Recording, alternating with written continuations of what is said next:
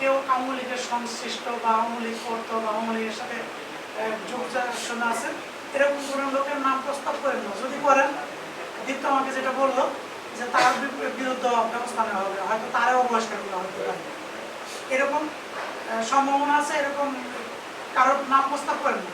দয়া করে আমরা এখানে যারা আছি দীর্ঘ 67 বৎসর বিভিন্ন রাস্তায়, বিভিন্ন ঘাটে, বিভিন্ন বাতরে, বিভিন্ন আইলে শুয়া দিন কাটাইছি, রাত কাটাইছি, অনেকে বাড়ি ছাড়া, ঘর ছাড়া, এরকম ত্যাগী যারা আছে সবাই এই জায়গায় আছে, তাদের মধ্য থেকে আপনারা দিয়ে।